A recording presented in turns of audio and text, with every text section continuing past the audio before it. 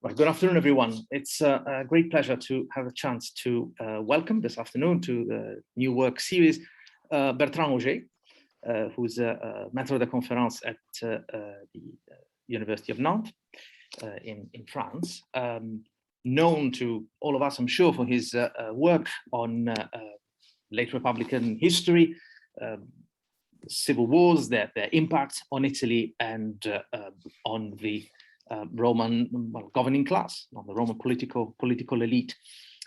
He's been engaged on a long-term project on the late Republican political elite, especially at the time of the Triumviral Wars, the rise of viri militares and turnover in the Roman political elite, traumatic turnover, as the case might be. A signal example of that long-term engagement of his with this topic is his paper in the Epigrafia in Ordine Senatorio 30 anni dopo volume on local influence and land ownership in the civil wars, in the late Republican civil wars. In 2018, in MFRA, he published a very important paper on Sextus Pompeius, which builds on problems of sort of official titulature in order to then broaden the discussion to wider issues of self-representation and political discourse. And of late, he's been working partly solo, partly in a collaborative mode on the theme, on the problem of late Republican crisis or crisis. As a also co-convener of a conference that took place at the FR a couple of years ago, and whose proceedings, I believe, have just come out in the Cahiers Glots, and also, as is the case with this evening's paper, with sole-authored studies. This evening's talk in particular takes us, I suppose, really at the intersection between his interest in late Republican political elites and crisis, or crisis in the plural. And his title is Outsiders, ? The Senatores Noui in the Crisis of the Late Roman Republic. Bertrand, thank you very much. Over to you. Thank you, Federico, for this presentation, and thank you for this timing to present my my work. And of course, it's a work in progress. It's there are a lot of hypotheses in this, so just feel free to ask me some questions afterward. So the starting point of this work is, once again, the word crisis. And for those who were here last week, well, it's becoming a bit usual to them, but I will try to rememorize some key concepts linked to this word. So the word crisis originates, as we know, from the medical vocabulary. It is nowadays a key concept in the humanities and the social science, with a growing use of the word, of course, in the media. And there is, of course, the political and also sanitary context, which explain that.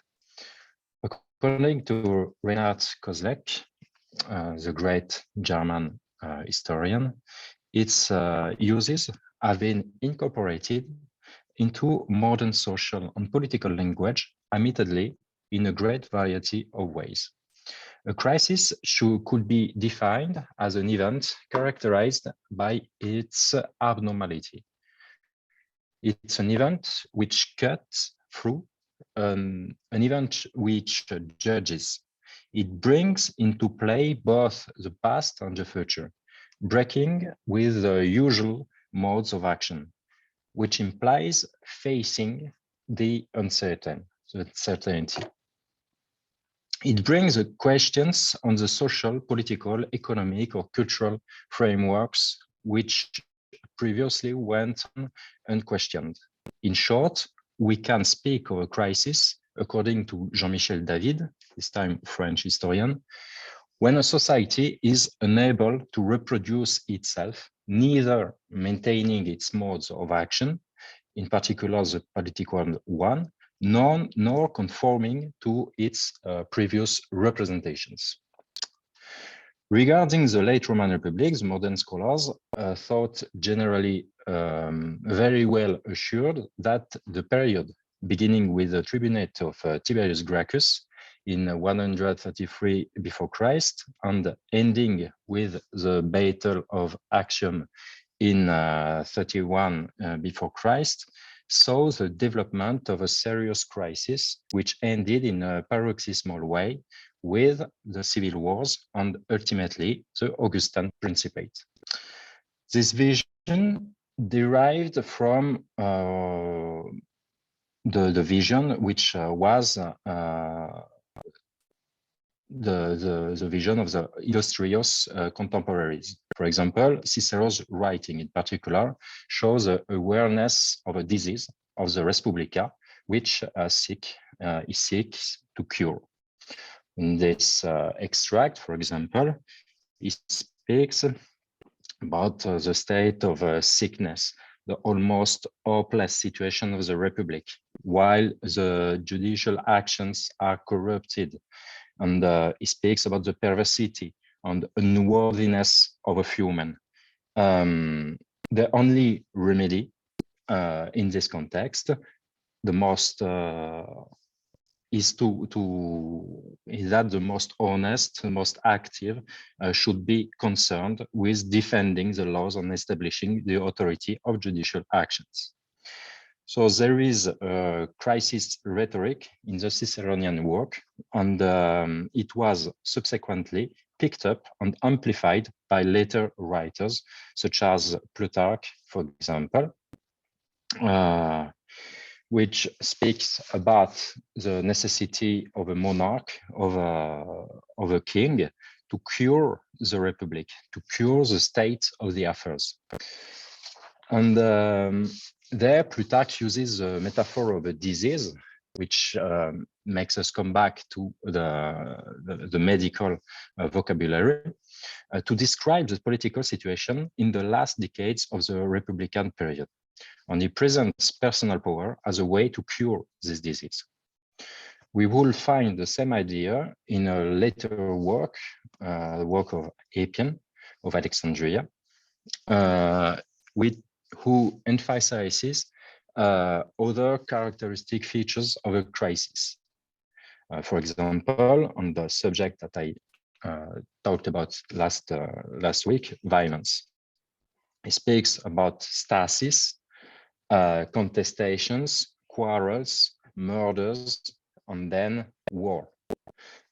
So here there is the word stasis, which is of course crucial because this period was characterized by the division, particularly. So from the antiquity, and of course for later periods, we can observe that a pessimistic point of view was developed on this period.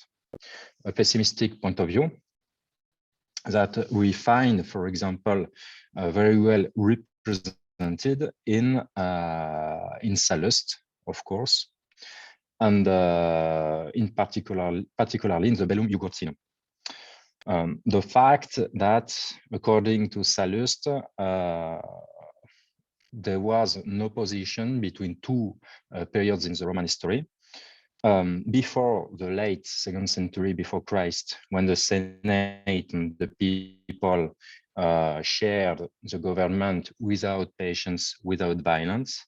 And then after the fear of an external enemy disappeared, the beginning of license, of pride, and then of passions, and plunder, steal, and everything since that led to the end of the Republic. So here there is a moral dimension, of course, of this crisis, a moral crisis which ended in political violence. A political violence whose consequence ultimately was personal power, which was soon considered by the sources, but also by the modern historiography as unavoidable. So this very strong rhetoric of crisis implemented by the ancients exerted a decisive influence on the moderns.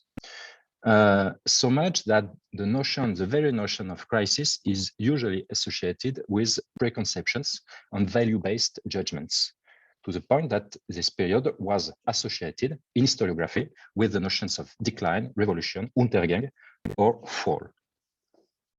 The notion of crisis applied at the end of the Republican period is therefore usually associated with preconceptions and value judgments.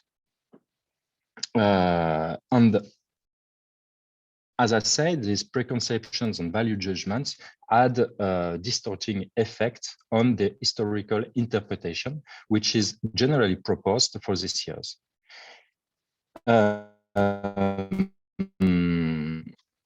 Here we can recall what the French philosopher Edgar Morin said in the late 70s when he called for a recast of what Morin called Chrysology.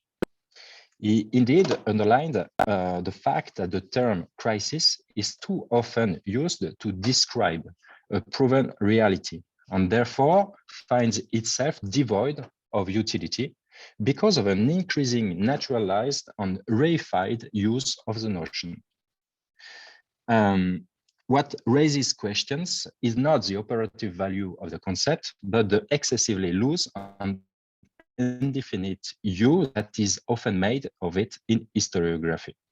A crisis is indeed not a simple conflict. It is a complex phenomenon endowed with multiple concomitant aspects leading to changes and likely to lead to overall transformations of a system. Starting from a basis definition of the crisis, it can be characterized by three crucial elements: the magnitude and plurality of the structural changes impacting a society. That will be the first element. Second element, contemporaries' awareness of experiencing major changes that are generally felt to be negative. And third element, limited duration in time. So, if we come back to these 3 points and trying to relate them to the thematic that I would like to speak about today, that is to say the new senators. The first element, the extent and complexity of the structural changes that have taken place during this period, and the late Republican period, is unquestionable. So I won't come back on this complexity, the complexity. But it is sure also that the contemporaries were very aware that they were experiencing major changes. And one of these more important major changes to the eyes of the contemporaries was the integration of Italians in the Roman citizenship, and in particularly in the Roman elites at the end of the Republican period, and particularly after the Bellum Sociale. These few decades, the last decades of the Roman Republic, were indeed characterized by the renewal of the senatorial aristocracy. Thus, in the second half of the decade 80 before Christ, the syntagm homo novus appeared in Latin sources, probably due to this evolution. Even if the social reality it describes existed long before. The precise meaning of this expression, homo novus, is not clear, since it could designate the first family member of a family to integrate the Senate, or it could also designate the first member of a family to reach the top of the cursus honorum, that is to say, the consulate. This dichotomy was evidenced by P.J. van der Broek and more recently by Robinson-Baudry. In modern historiography, however, the use of homo novus tends to be restricted to those noui who had reached the consulship, while the others were referred to as senatores noui, an expression, however, only attested in Suetonius's description of Caesar's adlectio of a number of peregrines in the Senate in 46 before Christ. In this famous episode in which there were some texts in the city saying to the area in Rome, to the new senators. In this talk, I will focus precisely on this last group, that is to say, noui senatores, the one who rose to Senate in the late Republican period. The chronology will mainly extend from the social war to the death of Augustus, even if I will mainly concentrate on the decades previous to the civil war between Caesar and Pompey. In this period, which was marked by a few crises, social mobility seems to be a growing phenomenon, as it appears from the figures given by Timothy Wiseman. I only took here the list of Timothy Wiseman, adding some of the noui senatores I identified personally. And we can see from this graph that, in fact, the social mobility and the integration of noui senatores in the Roman Senate after the social war became, of course, a growing phenomenon, which then slowed down during the Principate, which is, of course, well known. This mobility can be linked to the more or less violent episodes which characterized the end of the Republican period and provoked a renewal of the Roman ruling class. The social war, of course, the civil war between Marianists and Sylla, with the dictature and the proscriptions, the census of 70 before Christ, the civil wars of 49, 30 before Christ. With the establishment of the personal power of Augustus, the number of these noui decreased as the syntagma homo novus became less pregnant for reasons which were well elucidated by Monique Donapart, so I don't come back on this very precise problem. This renewal of the senatorial aristocracy shouldn't be overstated, however. For instance, in a recent article, Federico Sant'Angelo argued that the Senate prior to Sylla's reform was smaller than its standard number of 300, and that the reforms of Sylla in the late 80s did not create a Senate of 600 senators. Even if Sylla had elected a significant number of new senators, most of them co-opted from the equestrian order, the Senate had been heavily depleted by the casualties of civil war before. Anyway, the emergence of Italian noui senators is a characteristic feature of the late Republican period and was considered, as far as we can see from the literary sources, as a symptom of the moral delinquescence of the Republic. The homines noui were frequently qualified, as we will see, as ignobiles.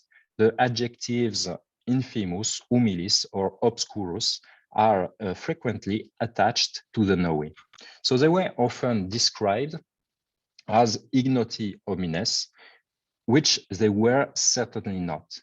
The homines novi, in the eyes of the Romans, were probably not self-made men, except in some rare cases of social ascent. But clearly, this group was very different from the nobiles, whose dignitas was largely inherited from their ancestors and frequently reminded in the dignitatis contentio, which opened every judicial trial. I personally think that the fact that the noui were sometimes linked to a sense of decline in the Republic is maybe linked to the fact that the Roman largely idealized their past. The present, the reverence for the mayoress created a sense of decline and loss. Precisely, the emergence of novi senatores without ancestors could be for the older elite or a part of the Roman people, at least in their representations, considered as a symptom of the decline of the Republic. But the novi senatores were, as I said, by no means ignoti homines. We can indeed study the economic basis of the political and social rise of these Italian novi senatores. At the end of the Republican period, agriculture represented by far the largest sector of the economy in terms of output. A comment from Cicero's De Officiis led modern historians to unanimously accept the importance of agriculture in the Roman Empire.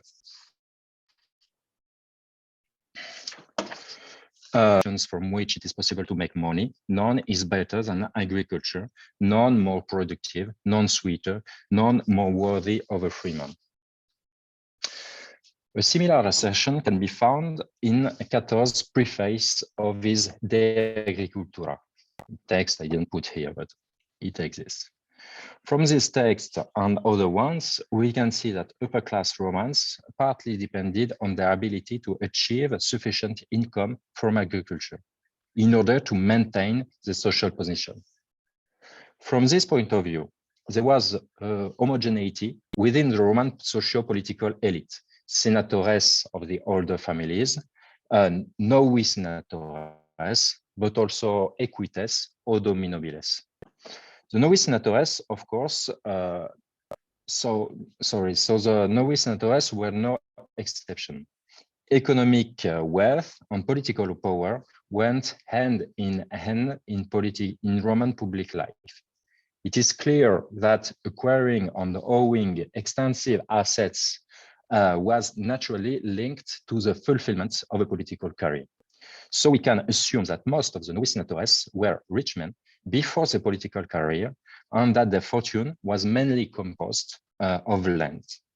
For instance, we know that Lucius Minucius Basilus, praetor in 45 before Christ, was called Patronus Agri Piceni et Sabinorum by Cicero in reference to his huge estates in these two regions, especially in Cupra Maritima and Castrum Novum. Decades earlier, in 74 before Christ, Marcus Seius, Aedilis Curulis, and Senator Novus organized the sale of grain at the very low price of 1 as per modius, during a food shortage. He also furnished the Roman people with oil at a rate of 1 as for 10 pounds. Seius's family had business interests in Delos, as I determined, but also he was also one of the wealthiest in Campania. This probably allowed him to show his liberalitas. Anyway, we know his great fortune allowed him to be elected to the aedileship over the famous Marcus Pupius Piso. So mainly using literary and epigraphic sources and applying the method exposed by Anna Maria Andermatt and Clara Berendonner in their works on senatorial fundi, I identified for now 76 estates owned by noui senatores between 90 before Christ and 40 after Christ. So there are 36 fundi certi and 40 fundi incerti. They are all located in Italy. So I show here the map I made. The precise location, of course, not to speak about the size, are usually unknown, with few exceptions. Moreover, an important feature of aristocratic estates is that they were often not pinned down as in a single neighborhood, but scattered about in different regions. We must then keep in mind that we only know part of aristocratic estates, and that it was probably very difficult for the owners of large holdings to run them as unified enterprises. But as we know, there was a great economic change in Republican Rome between the Second Punic War and the middle of the first century before Christ, as scholars have long recognized, with the creation of what Brian Ward Perkins has labeled as economic complexity. This period was indeed characterized by an increased agricultural exploitation by the Roman elite, in particular with the villa system. Even if we shouldn't overestimate the capitalistic aspects of the economic planning of the wealthier landowners. Without entering the great debates around the profitability of these estates, we should say first that the profitability of this estate shouldn't be overestimated, and second, that there were, from this point of view, great variations from a region to another. In a peripheral region such as Picenum, for example, the profitability of land holdings was probably not that high. The case of Lucus Tarius Rufus, consul in 16 before Christ, seems iconic of this phenomenon. He amassed 100 million sesterces thanks to Augustus' generosity, invested his money in land in Picenian lands, his money in land in Picenium, excuse me, and he lost his entire fortune because of the low profitability of his properties. Anyway, whereas the period following the social war opened up a huge new potential membership of the Senate among the Italian dominobiles, it was the Sullan period that opened a new stage in the growth of a large-scale property ownership by the Italian elite. The major political crisis of the late Republican period had an economic impact. We know of a great number of large fortunes acquired by followers of Sylla, then followers of Caesar, then followers of the triumvirs. But the archaeological evidence suggests a more gradual transition and lead to temper the scale of this redistribution movement. We should therefore assume that the largest part of the recently enfranchised Italians who integrated the Roman Senate did not only rise from the turmoil of the late Republic. Indeed, we see a spectacular enrichment of noui senatores during the last decades of the Republic. For example, Caius Lucilius Irus had a villa. He was tribunus plebis in 53 before Christ. He had a villa, and this villa was sold probably after his death at the very high price of 4 million sesterces. The economic basis of the noui advancement was probably not always a result of favors granted by the imperators. It will be too simplistic to think it this way. So I would identify as fundamental the economic impact of the enfranchisement of the Italians, that is to say, the consequences of the crisis of the bellum sociale from this point of view. William Harris showed that the Romans never imposed the private on criminal law in the Civitates Foederatae in Italy before the bellum sociale. Until the legislation of 9089 before Christ, most of Italy was peregrine. And Italian cities had, for example, their own judicial system and their own private law. However, there was some assimilation of Roman law, and it is undisputed that some Roman legal institutions were open to peregrine in general, such as stipulatio, contract of sale, etc. Nevertheless, if we consider the structure of property rights as important transaction costs, then the legal status of a land in the Italian federated communities and the entitlement of local inhabitants to such land was a great economic break for them. Even if we don't know much about the property laws of the Italian cities, large part of the territories were turned into ager publicus after the Second Punic Wars.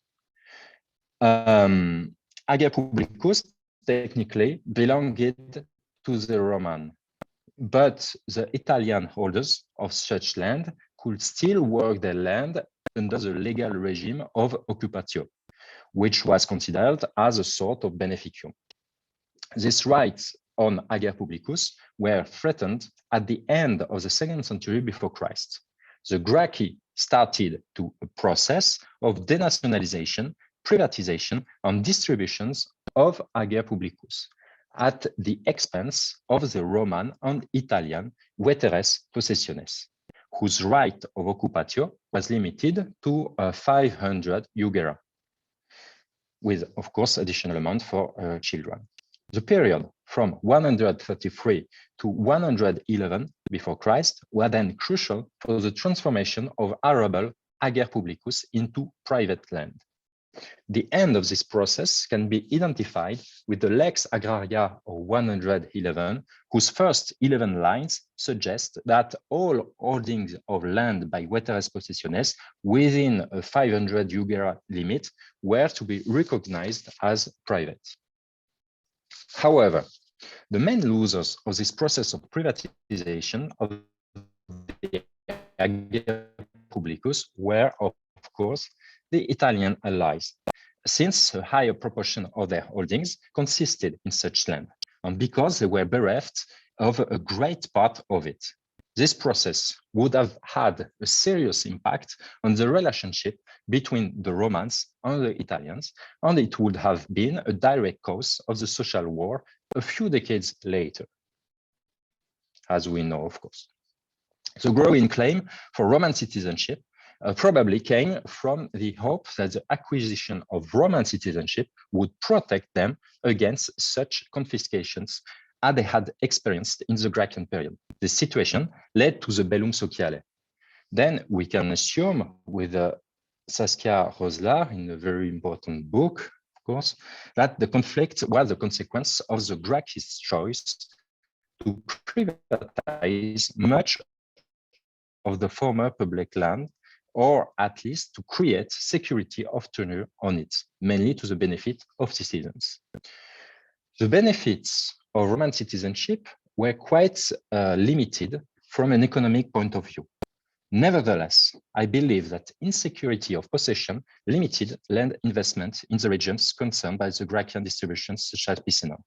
This was quite a paradox, since the second half of the 2nd century before Christ was precisely the time when the growth of the market for agricultural products and the increase in interregional trade would have made them highly profitable.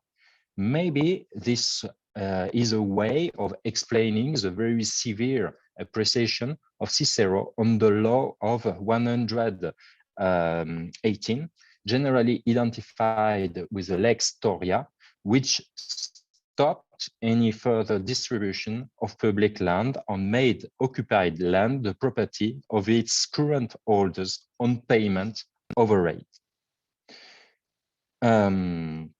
Anyway, we can assume that the enfranchisement of Italy, with the exception of Cisalpine Gaul, and the municipalization of Italian communities greatly lowered the transaction costs understood as the cost of running an economic system in the economy of many peripheral regions of the peninsula. Of course, the notions of efficiency or performance can be criticized in specific contexts, such as classical antiquity. But the integration of Italians in legal institutions by clearly defining property rights and establishing adequate means of resolving conflicts would have contributed to the growth of Roman economy, a growth which was evidenced recently by the work, for example, of Dominique Machek on an archaeological point of view.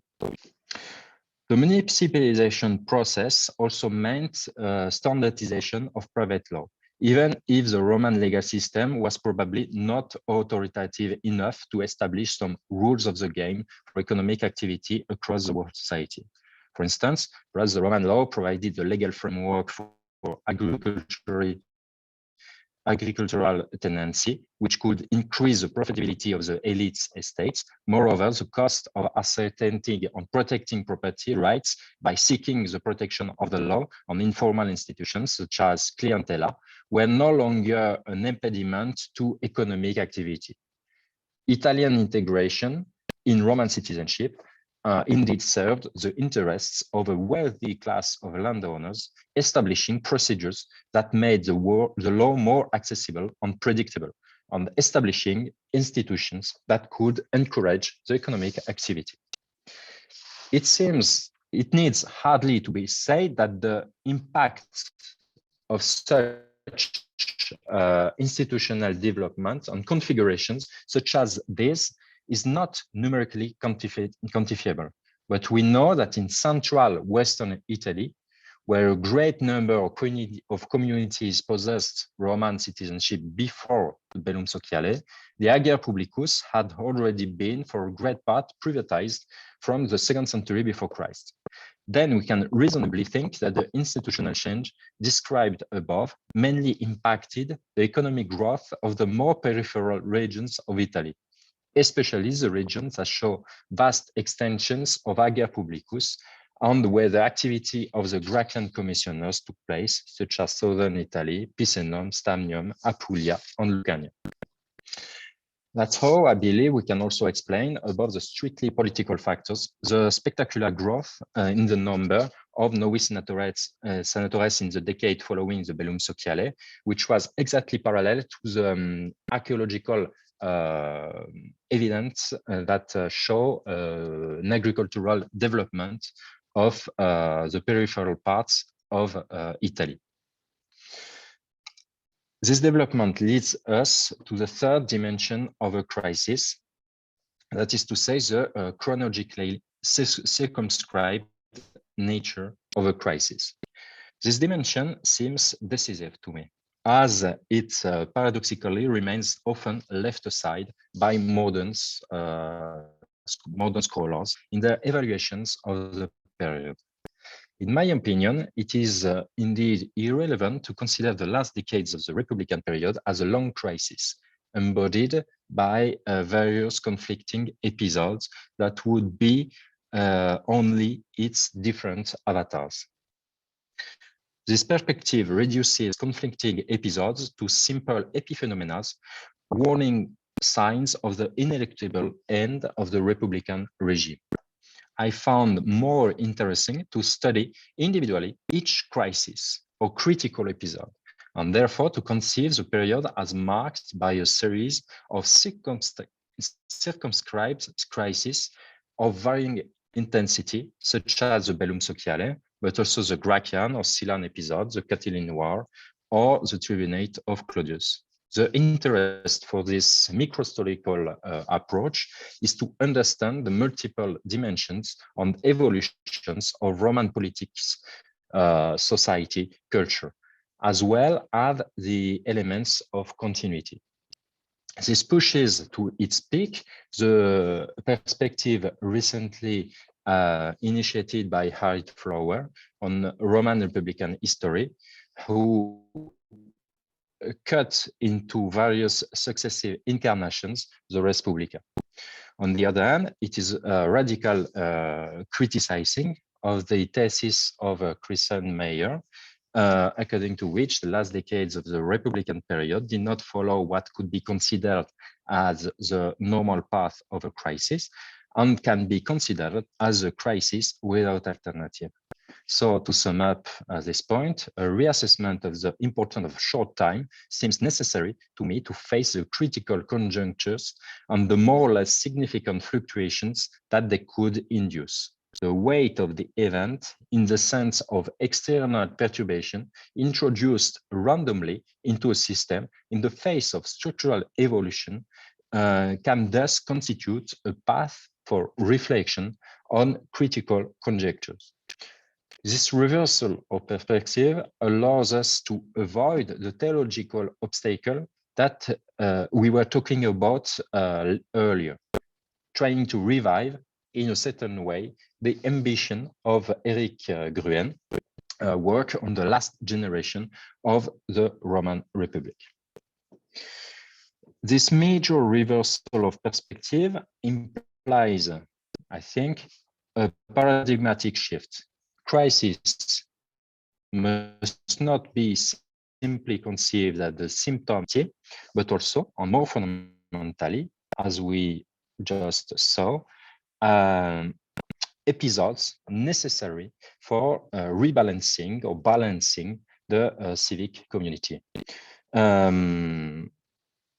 This perspective on Republican history opens up a renewed conception of crisis in relation to the contribution of pragmatic sociology, in particular with works such as the studies of Luc Boltanski, F. Chiapello, and Laurent Thévenot.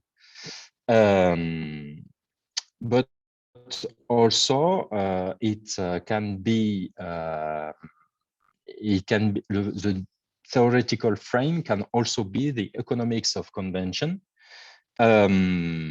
which had been the subject of a recent application in the modern political history field with the works of Jean-Pierre de Dieu. By adapting to the specificities of the late Roman Republican period, the conceptual apparatus developed by these two schools of thought, it seems possible to consider the crisis as disputes. The resolution of these disputes presupposed an agreement between the actors around a convention. That is to say, a rule of coordination known by all and sufficiently rooted for its implementation to be subconscious. These conventions were at the basis of the construction of an agreement within the civic community. But their definition could change with the political experiences of the time. Through a study of the late Republican critical episodes, I should highlight the perpetual reconfiguration of these conventions, making civic unity a permanent creation. From a more political point of view this time, we can then highlight the importance of an internal dispute in the city, recently discussed by an important book by Claudia Moatti, around a convention, fundamental convention in the city, the definition to be given to the very notion of res publica. Claudia Moatti showed that the period beginning with the Gracchian era was characterized by the confrontation between two competing conceptions of the res publica. She identified then a third one, but I will stay on this duality. The first and most ancient one is that of a res publica divided into partes, in which the res publica can't be considered as a theoretical notion, but would rather be the result of interactions, negotiations, and conflicts between the different partes, magistrates, populus, senate, but also the plebs and the patriciate, for instance.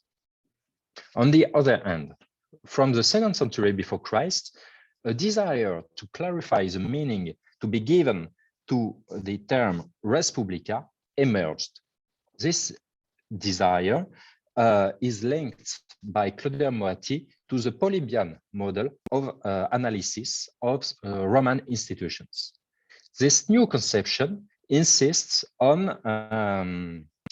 the res publica as an indivisible entity, on the importance of consensus. It is clearly opposed to the previous one. This organic and harmonious conception of the res publica was based on the balance between its parts, on the harmony between the citizens, from which the tradition, that is to say, mos, and the political solidarities arose. Consequently, it supposed the refusal to negotiate around the res, which was defined once and for all. I think it best to read the last decades of the Republican period as fundamentally animated by this controversy between these two perspectives, a dispute that moreover partially covers the well-known and much discussed division between populares and optimates. Claudia Moatti underlined the inability of the Senate to collectively take a decision in the late Roman Republic. And she goes further, explaining this particular situation on the inability of the Senate to resolve this controversy by a lack of knowledge in public law or accounting, as well as by an ignorance of the strengths and weaknesses of the empire. In other words, the absence of political education of the elites. She precisely linked this situation to the renewal of the Senate and the rise of new senators who lacked role model or archives, role models and archives that the older family, of course, had. I wouldn't agree with this point of view for too many reasons. The first one is deduced from the recent studies on the development of behavior by social actors. These studies, that is to say, sociological studies, evidenced that even for the political elite, the ability to project into the future is quite limited in a context of crisis, whatever the context is, the chronological context is. More than long-term plans, generally, the rule is in a crisis, improvisation and repeated short-term adaptations because the situation is rapidly changing. And from this point of view, the attitude of the Roman elite, of the Roman ruling class, made no exception.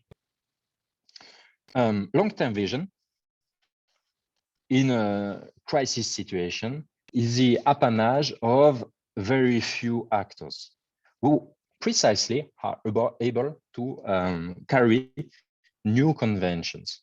For example, Caesar was probably one of them. We can consider as one of them. But this kind of long-term planning is very rare in a crisis context. Second point of disagreement with the conclusion of Claudia Moatti, we should underline that there was a very strong ideology of novitas in the late Roman Republic. Cicero, for instance, strongly connects political honores of the noui and virtus. As Rome was built on its virtus, it is because of its own virtutes and its own personal excellence that the nous could rise in the civic hierarchy. We can see, for example, in this part of the Verrine, but it will be present in other texts of Cicero. And of course, we will find the same exact idea in other texts of other authors of the late Roman Republic, such as, for example, the famous speech of Marius on the 107. before Christ. So the virtus characterized the noui and imposed a correct form of conduct. The demonstration, the permanent demonstration of moral and ethical quality and conformity to the most. This individual excellence, this affirmation of individual excellence corresponds to what Timothy Peter Wiseman has called the novitas ideology, a strategy for acquiring and preserving the capital symbol, the symbolic capital by the noui.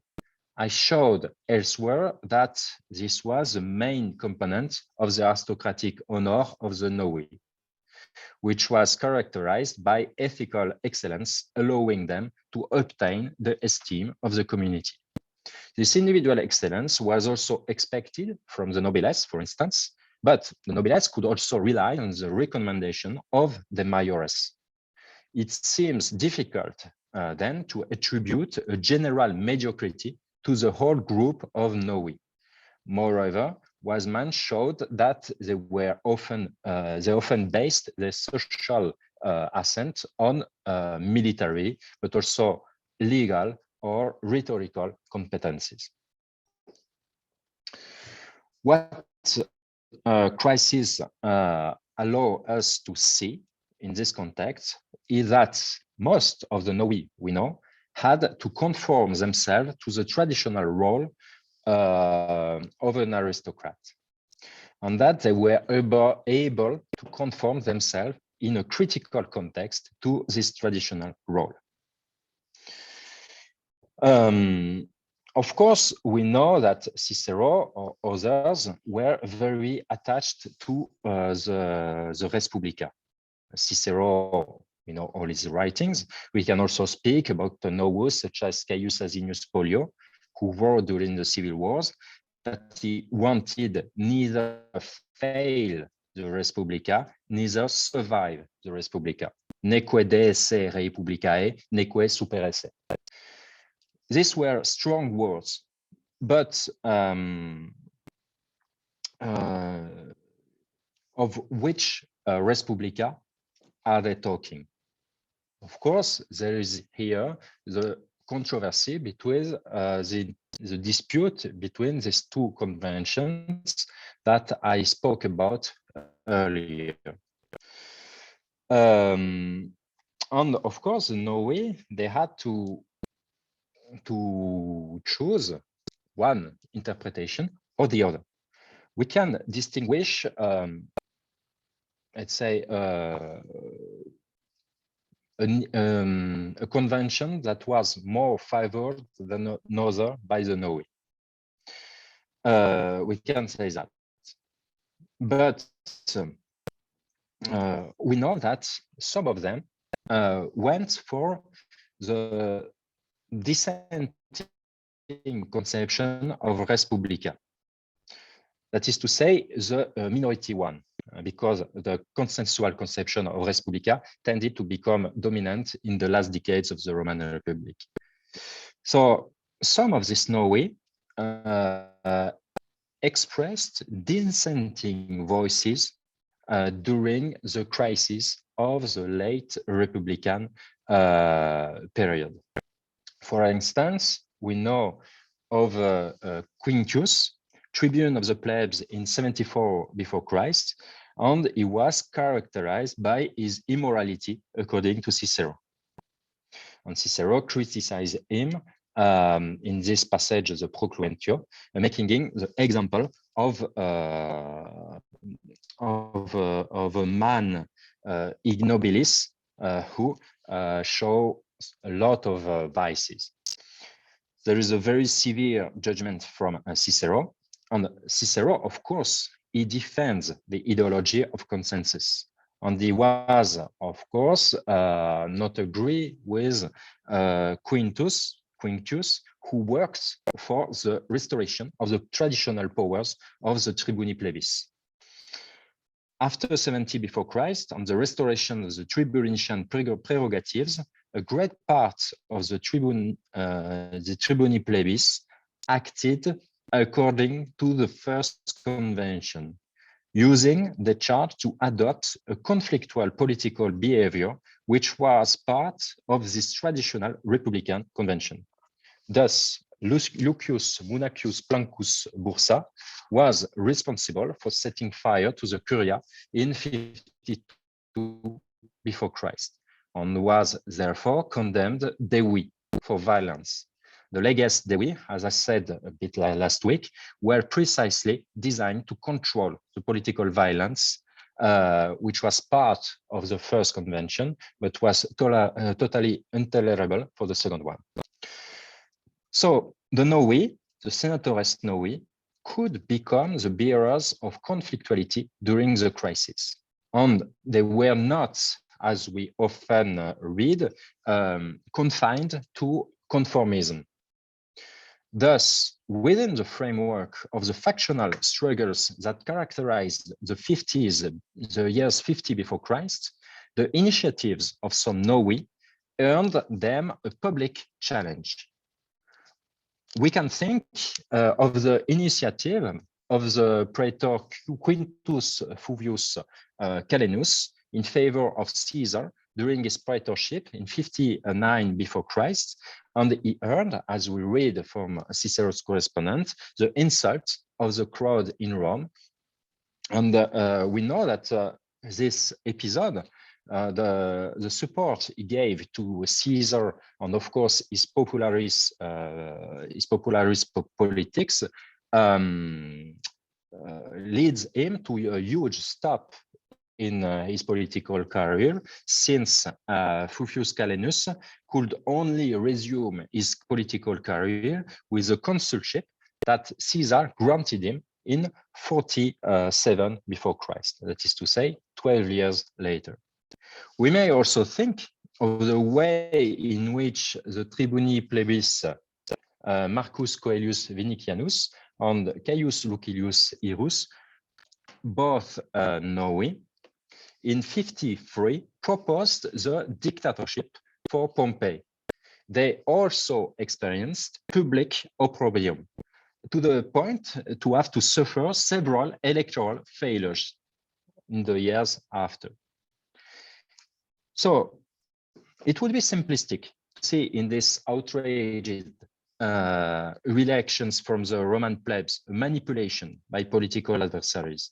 We could also recognize the consequence of its politicization, recently highlighted by Cyril Courrier following Alexander Jacobson.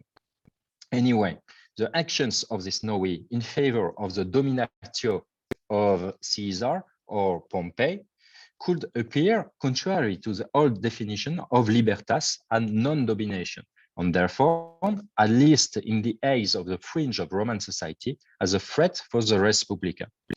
Here we see two things. From a political point of view, the noui were by no means outsiders. They were not different from the rest of the Roman aristocracy in their political actions, and were perfectly familiar with the political conventions which characterized the Roman political scene. They acted in this general political frame and were perfectly able to be integrated to the Roman political culture. They were able to act according to one or another of these conventions, taking risks at times in their career. Maybe the absence of any obligation to conform to family exempla gave the noui greater freedom to interpret the political culture of the time. But on the other hand, we can see something that distinguished them from their competitors from the older families.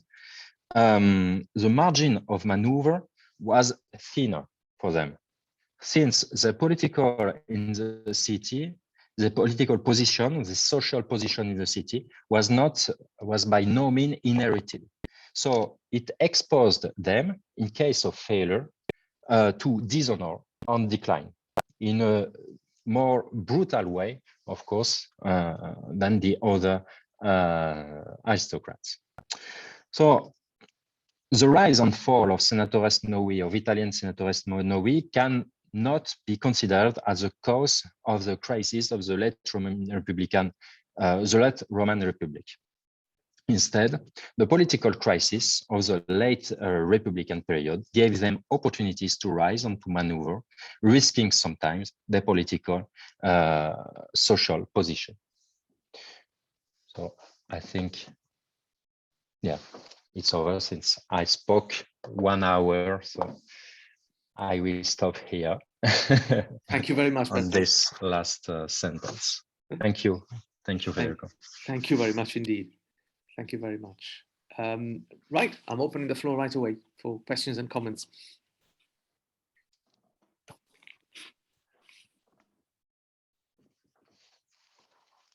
Mattia, prego. Bonjour.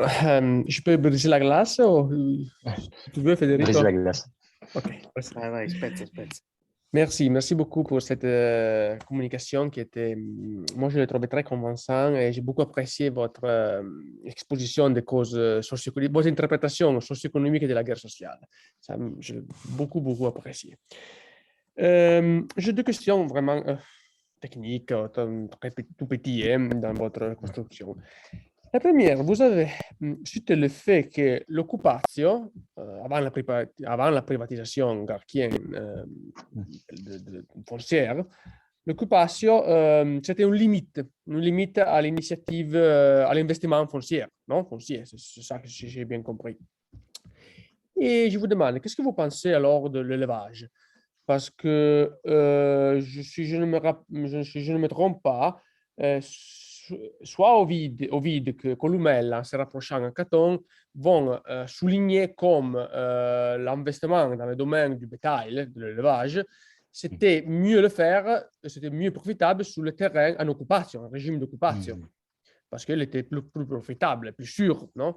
Et c'est donc un côté très important de l'investissement agraire, sénatorial à l'époque pré-gracchienne. Tandis que Gabba, dans sa vieille interprétation de la cause de la crise du XIIe siècle, avant, avait pensé que c'était une extension de l'élevage, peut-être interprétée comme une des causes de la péréquation sociale entre les riches et les pauvres. Non? Ça, c'est la première question. La deuxième, et ce que je n'ai bien compris, c'est que vous aviez dit sur le fait que l'archéologie montre une transition plus lente entre, je crois, les occupants fonciers, les supporters de Syllade et de César, c'est ça? Parce que je n'ai pas compris comment on peut utiliser des sources archéologiques pour individuer, voir sur le terrain une transition foncière plus lente. Parce que je n'ai pas compris, c'est parce que j'ai eu des problèmes avec les vidéos. J'ai eu des problèmes à entendre certains conseils. D'accord.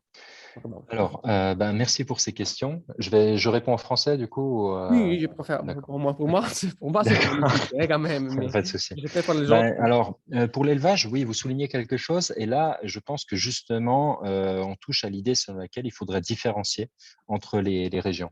C'est-à-dire qu'il y a évidemment, il y a les régions où l'élevage est très prégnant et puis d'autres où il va l'être moins. En revanche, là où l'occupatio est une limite, alors, je pense qu'effectivement, pour l'élevage, ce n'est pas une limite. Et là, effectivement, si on s'appuie sur les textes d'Ovide, Columelle, etc., donc là, on a un cas qui est assez particulier. En revanche, là où ça va être une limite, c'est pour les investissements lourds de type villa, et ça devient en fait une limite. Ça ne l'est pas initialement. Ça le devient à partir du moment où le droit d'occupatio est menacé et contesté. C'est-à-dire, en fait, il y a une quarantaine d'années pendant lesquelles ça va menacer cet investissement. Donc, à mon avis, il y a toute une période où on distingue une sorte où on pourrait distinguer peut-être une sorte de petit d'effet de ralentissement de l'investissement qui ensuite serait plutôt libéré après la guerre sociale. Et ça concorde avec ce qu'on observe justement sur les sources archéologiques. On commence à voir apparaître sur les zones périphériques de l'Italie, en particulier, moi je me suis intéressé au Picenum, on commence à voir apparaître en fait à partir du milieu du 1er siècle, et ça continue surtout après des villas. Alors après, évidemment, le système de la villa, ça vaut ce que ça vaut comme indicateur de dynamisme économique, c'est-à-dire que c'est contestable, mais quand même, on voit un changement économique en train de se produire. Et c'est pour ça aussi que je dis que c'est plus graduel, parce qu'en fait, pour des régions périphériques comme le Picenum, ça n'apparaît pas immédiatement après la guerre sociale. Ça vient plus tard, en fait. Ok. Voilà. Et ça, en fait, il y a une sorte de temporalité différentes selon les régions et en fonction de la proximité en fait avec le centre romain. Et là, on retrouve ce que dit Neil Morley sur le Roman hinterland. Mais en fait, c'est comme si ce changement en fait se propageait vers les périphéries. En fait, on le voit. Moi, en tout cas, c'est ce que j'ai pu observer pour le moment à ce stade de mes recherches, qui est préliminaire. Mais il me semble qu'en fait, il y a une transformation qui touche d'abord l'Italie centre-tyrrhénienne et qui après va se prolonger. Et là-dessus, enfin, je me suis aussi un petit peu appuyé, même s'il ne dit pas tout à fait ça, sur les travaux de Dominique Machek, qui sont importants. Il a lié justement l'archéologie et l'histoire d'une manière qui est extrêmement fine. C'est vraiment un très bon livre. En tout cas, voilà, pour ce que moi, je peux en penser. Voilà. Merci beaucoup. Ouais.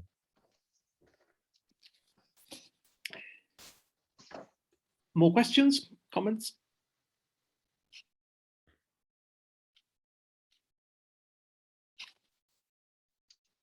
Bertrand, I was very intrigued by sort of an aside that you made at some point. Christina, over to you, please. No, please, Federico, go on. We had already begun. Okay, I'll be quick. I was very intrigued by a quick comment you made at some point, Bertrand, about if I understood correctly, the standing of Roman law not being quite as strong, as authoritative as it would have had to be in order to, provide a framework, a reliable framework for all forms of economic activity. Did I follow that bit of your argument correctly? I was very interested in this notion of I Roman think law having a sort of developing, evolving standing. For the Italians, the legal framework was very uncertain after the Gracchian experience. And I think that for them, they were in a period of great uncertainty. And that in this particular period, then after the social war, I think that as we can say, and it is a theory that I'm not the only one to speak about, of course, but there is a moment in which this framework seems more assured, but with some limits, because of course we know that effective integration of the Italians took time, and that legal harmonization within Italy was not something linear and uniform everywhere. So I think there is a huge uncertainty before the social war, and this uncertainty maybe was of course a lot weaker after the social war, but it remained in some ways. But of course, the legal framework was more assured. I don't know if I answered to your question. Yes, no, you have. Thank you very much. Okay. That clarifies things very well. Thank you. Christina, please. Salut Bertrand. Désolé, je peux pas Salut, brancher Christina. mon caméra. Non, Alors, pas de problème. merci de ton papier. J'étais intriguée. J'ai bien aimé ton point sur les disputes, en fait, sur la périodisation. Je pense que tu as vraiment trouvé un bon point pour chercher de percer là-dessus. Et je me demandais, parce que cette question, cette remarque que tu as faite sur le peu de gens, le peu de romans, en fait, qui ont eu cette vision à long terme. Je me demandais, comme tu as dit, c'est très rare, même de nos jours, pour un politicien dans un contexte de crise d'incertitude. On le voit maintenant très bien, c'est très difficile. Donc, je me demandais si on pourrait essayer de faire l'exercice de trouver les gens, en fait, qui à Rome ont eu au moins une vision à moyen terme, qui est déjà pas mal pour un politicien. Donc, des gens, soit des novices, ça serait très intéressant de voir, ou soit pas novices, en fait, qui ont d'une manière ou l'autre cherché à cerner cette en moyen terme. Oui. En fait, là-dessus, en fait, je m'appuie énormément sur les apports de l'économie des conventions et puis aussi la sociologie de la prise de décision politique. Et en fait, ce qu'on voit en utilisant ça, c'est que peu importe la période, peu importe le contexte, effectivement, la plupart des gens ont une très courte vue, en fait. Et dans une période de crise, ça ne sert à rien de pointer l'aveuglement, en fait, parce que l'aveuglement est quasiment général.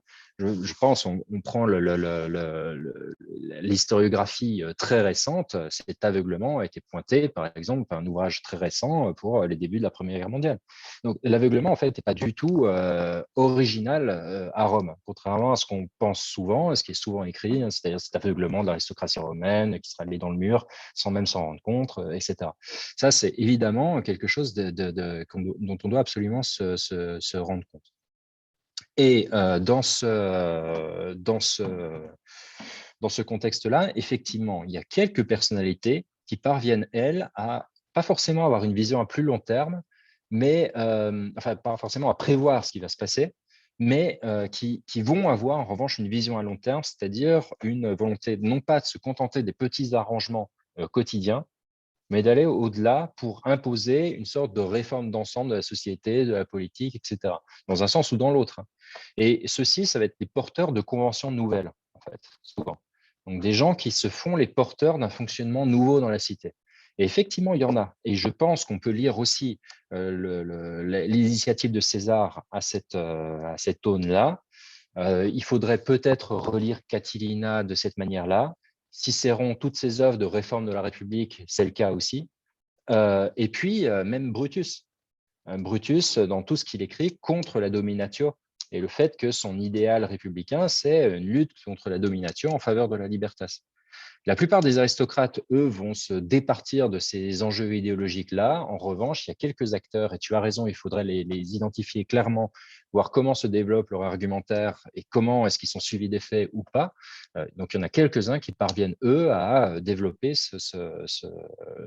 développer, disons, une vision à plus long terme et autour de conventions nouvelles pour régir la société et pour répondre à la situation de crise. Merci. Merci bien. More questions?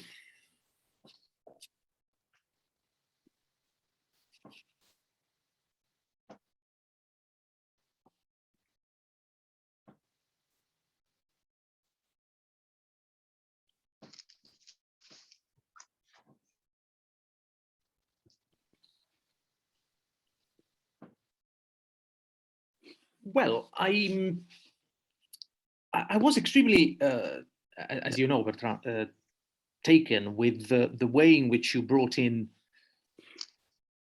not just Kozelek, who's sort of fairly mainstream in discussions of crisis, even among ancient historians, but more recent work, more recent theoretical material on the concept of crisis.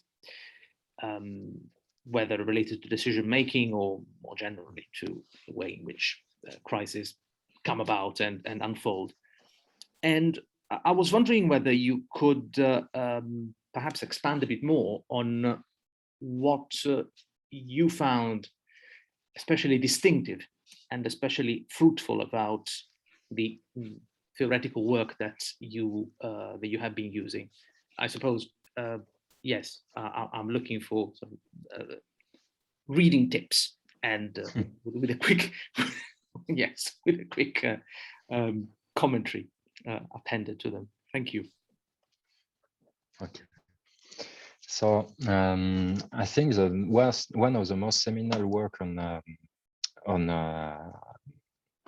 this notion of crisis, of course, is first Edgar Morin. Because Edgar Morin was the first, I think, to call for a redefinition of the word crisis and tried to redefine it. So it led to a movement, an intellectual movement, I think, of course, which was largely submarine because it was not that important. But lately, for example, this kind of reflection on crisis led a scholar such as Amit Bozarslan to make work linking crisis, violence, or what he calls décivilisation. In French, it's crise, violence, et décivilisation. It linked these three concepts. But I think the most important work on crisis remains what French sociologists made in the 80s, apart from the work of historians such as Kozlek, etc. But in the 80s, it's Michel Daubry. On Michel Daubry, he worked on the sociologie de la crise, the sociologie des crises politiques, it's called, and he worked on the, and I thought it very seminal because he identified, so the thing that I said of a crisis before, that is to say the very chronologically circumscribed aspect of a crisis, then the fact that there is the feeling of a decline or changes from the population and the structural changes. But he also led me to think that we should think the crisis like a normal conjecture. There is no reason to treat it differently. So we can't study, for example, the late Republican period, considering that this is a crisis and nothing is working, because it's not the case. Second thing, it shows that a crisis is also multi-sectorial. That is to say, a crisis, when you think about when you think the crisis, necessarily it's not circumscribed, but it's something that grows and invades all the sectors of the society, for example. So a crisis, for example, can be only limited to, for example, a trial. The trial becomes a crisis when it leads to violence, when it leads to, for example, impossibility for the elections to begin, for example. So, for example, we can consider the trial of Milo as a crisis from this point of view. Okay, but not other trials, even if they are very interesting from the point of view of the reflection of the society, etc. So, yeah, it led me to think the late Republican period on a much more detailed way, let's say, much more with a greater, I would say, with a greater scale in my reflection. That is to say, for you kind of using a microscope, I think. So caring about the short term and the short time. Yes, and I think, of course, this really helps you set yourself free from the risk of teleology. Yeah, which is always there. Whilst at the same time, I guess. But without making what did Gruen, that is to say, think that the actors who were blind, obviously, had nevertheless a political vision, because Gruen didn't want to see the end of the problem. Gruen made the opposite. He went in the opposite way, but he reached the opposite problem. That is to say, he never see that there was indeed a problem in this time. With the problem with the work of Ernst Gruen, when you read it, that you have the impression that everything works fine, and we don't understand why this civil war occurred then. Yes. This is the main problem of the work of Gruen. Of course, brilliant and important, but we can say that why this last generation of the Roman Republic collapsed into war? Why? And he failed to explain this, even if it's a very important book. And I think that it was very too much criticized at the time.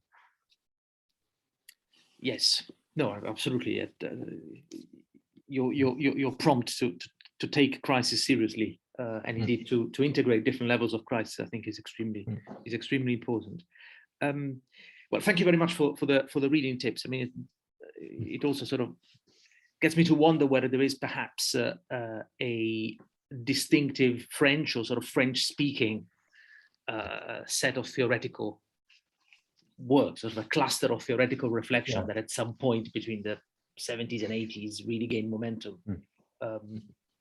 I cannot think of other sort of national traditions in which reflection around crisis, around the notion of crisis, seems to have gained so much momentum, but perhaps I'm overlooking something obvious here. Are there other questions or comments?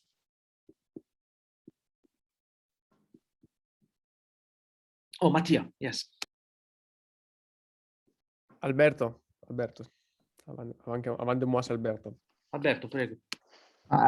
I was good second, so No. Vas-y. Okay. So hi Bertrand, and many thanks for your presentation.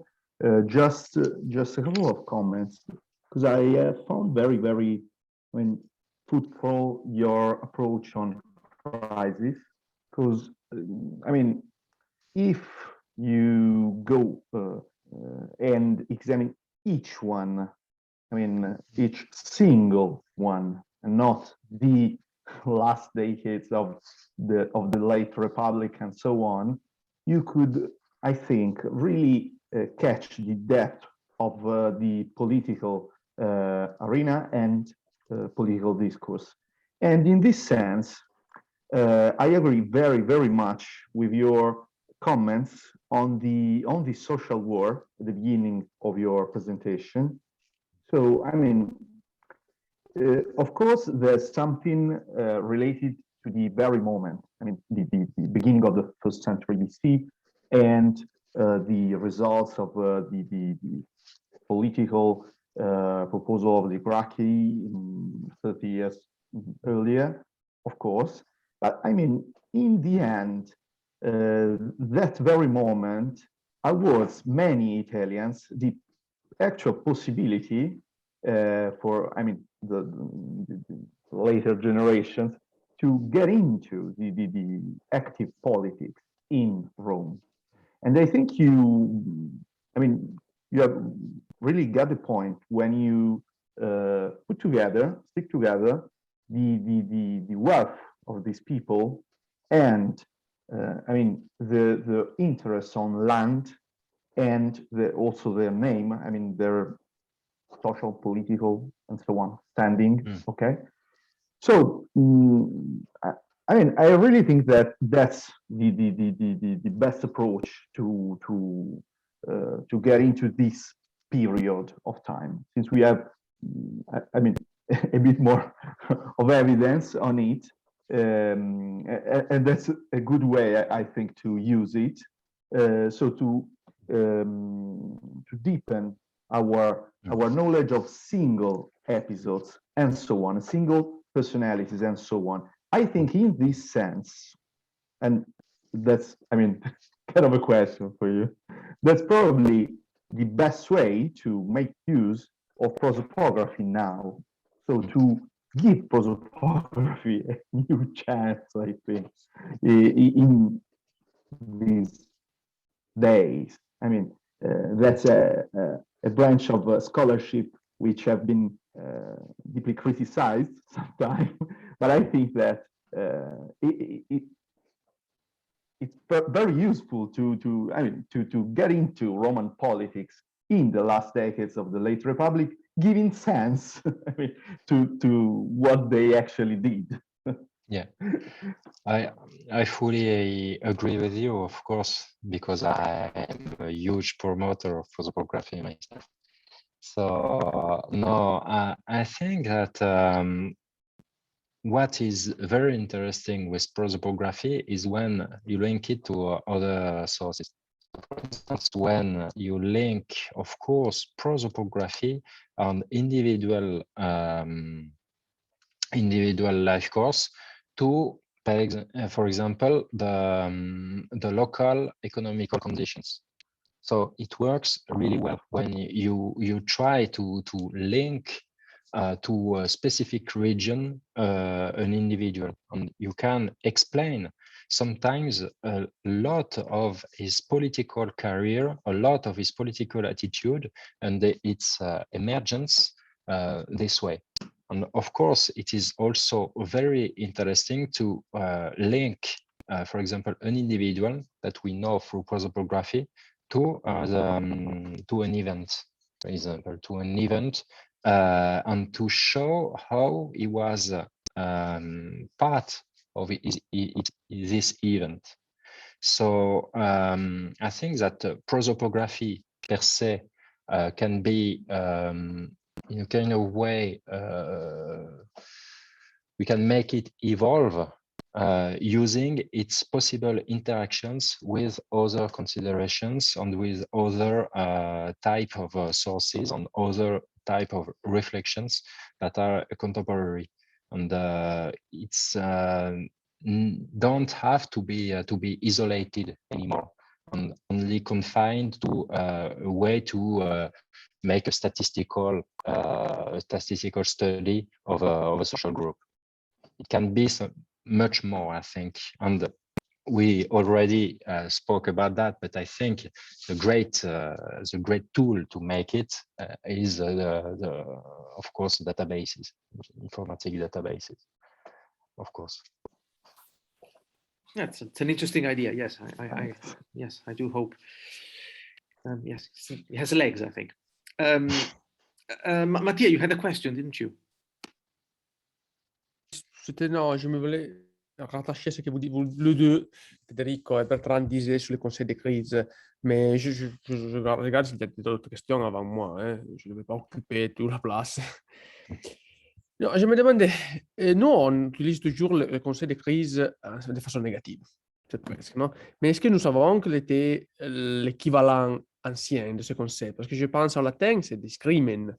En grec, c'est crise, bah, quand même. Mais il a une acception qui n'est pas tout à fait négative. Au moins, c'est ambivalent, non? Non, c'est pas négatif. Une crise, c'est pas négatif. Une crise, c'est un moment c'est le moment où en fait on va soit vers la guérison, soit vers la mort. C'est dans le terme médical, c'est le point culminant de la maladie. Le moment où le médicament agit ou le moment où le médicament n'agit pas. Et en fait, c'est pas négatif, c'est un moment décisif. C'est ça en fait une crise, c'est le moment décisif. Et oui. Non, nous, on a choisi seulement la version négative. Et oui, on a choisi la version négative. Je voudrais voir en sémiologue comment ça s'est imposé. Vraiment dans le domaine de la sémiologie, je pense qu'il faudrait le lier, je ne sais pas, parce que moi, il me semble que c'est probablement quelque chose du XXe siècle. Parce que quand on regarde le XIXe siècle, je ne sais pas si on parle de crise, on parle de Great Depression. On parle pas je ne sais pas si on parle de crise en fait au XIXe siècle. Je me demande si c'est pas quelque chose qui serait peut-être lié en fait au choc pétrolier. Et là-dessus, peut-être que quand Edgar Morin fait son article sur la crisologie, peut-être qu'il a senti qu'à ce moment-là, le terme de crise est en train de changer de sens et en train de devenir extrêmement vague. Et il écrit cet article, à mon avis, parce qu'il a senti quelque chose. Et comme Edgar Morin est quelqu'un un observateur qui est extrêmement fin de son actualité, de son temps, de ce qui est en train de se produire, des signes en fait, qui sont en train d'émerger, des représentations, je me demande s'il n'a pas saisi quelque chose à ce moment-là. Et il faudrait voir en fait si le terme de crise en fait ne change pas de sens, ou en tout cas ne devient pas beaucoup plus vague et négatif, justement avec le choc pétrolier, qui précisément est une crise parce qu'en fait ça taille d'un seul coup. Et voilà. Donc, et ça va frapper en fait, ça va frapper le monde entier d'un seul coup et en même temps. À la différence, par exemple, du jeudi noir, qui en fait se répercute, mais avec un effet retard sur les autres pays. En fait, d'une certaine manière, le choc pétrolier, c'est la première crise qui vraiment va frapper tout le monde en même temps. Après, on a les subprimes, etc. Mais il y a toujours cette idée en fait d'instant décisif. Et je me demande si c'est pas parce que on a cet instant décisif où les pays de l'OPEP décident de rehausser les prix du pétrole et ça va impacter tout le monde d'un seul coup. Et je me demande si c'est pas à ce moment-là qu'on n'a pas un changement du terme crise et forcément ça va devenir négatif parce que dans l'esprit des gens, c'est dans l'esprit des journalistes, dans l'esprit des analystes, c'est associé à ce moment où en fait l'Occident s'appauvrit d'un coup. Voilà. Je sais pas, peut-être, hein, mais il faudrait l'analyser en détail. Moi là, c'est au fil de la pensée, et c'est en y réfléchissant maintenant. J'y ai pas pensé en fait avant votre question. Du coup, je produis vraiment les réflexions un peu au fil de l'eau. Federico, que penses-tu? Merci bien. Qu'est-ce que j'en pense? Oh, moi, je m'occupe seulement de crises dans l'historiographie moderne, comme tu le sais. Donc. Any more questions? Any more comments? I mean, we had a very wide-ranging, very full discussion, suitably multilingual, and well, I think we should thank Bertrand very warmly indeed for this wonderfully thought-provoking paper, and yes, stimulating in all sorts of ways because of the concepts he brought to our attention, because of the material, because of the stats even. Really, very, very grateful indeed for that. Thank you, Bertrand, and thank you all for tuning in. Mattia. So 8 April, I think, with Federica Lazzarini. Yes. We'll have, I think, in April the 8th. April the 8th, yes, indeed. Yeah. So in 2 weeks' time. Excellent. Thank you very much indeed, everyone. Especially thank you, Bertrand. Thank you very much. Yeah.